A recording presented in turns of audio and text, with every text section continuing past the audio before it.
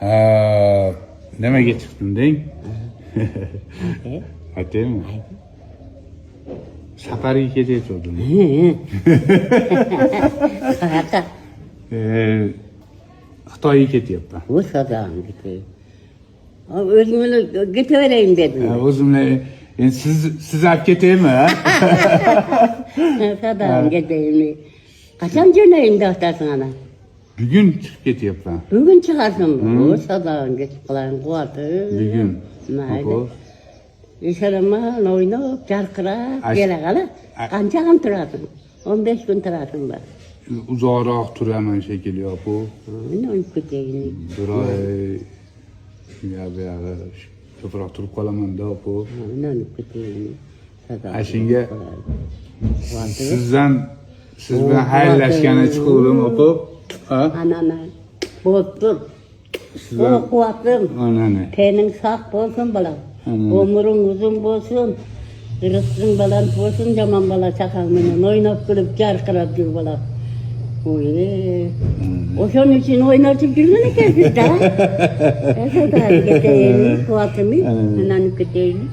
Suvday umring uzun bo'lsin. Daryoday. Amin. O'shadan ketib qolan quvvatim. O'shanda jo'nayim deysam-da. Andan aytayim. Mayli, salaman, borib kel, quvvatim. Estegil. Shuni qalaman, menda ba'zan biroz qanday bir qo'rib qolaman. Bular qaytmay. Kecha shuni o'rib qoldim, mana o'n chiqmadi. Apa qayoqqa borasın deb, "Yo'q, ishga qoraman" dedi. Ko'zi boshim sal kirtelib qoldi, "Nima bo'ldi?" dedi. "Yo'q, ishlama bo'lgan, yaxshimla o'tiraman." Men uchun qam tasbay. Asta sekin ishini qilaverdilar dedi. İşte var, kaçırada gelipti. Gelipti. Gelgenden yine nanafa dedi. Gözü başım, niçin dedim. Şunu atalağı gözü şunu ayran kartlayıp içtim dedi. Göğreğini içmesin dedi. Ondan yarım kata atalar istemeden daha geç kata olup bitti. Gittim gülüş gördüm. Ana bala, ben bir özümce oturgan beybiserim dedi. Ben bilirse gibi zaman жақсы ayttım bu kuvatırım. Tenine sağ bolsun balam, qayerda otur. Akаңар менен жақсына жүргүлө. Ойнап күлүп жүргүлө. Бала чакасы менен баары менен десе.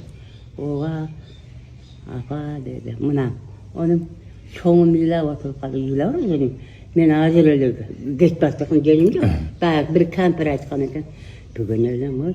Baldar. Rastlarına var kadar. Dese. Yok.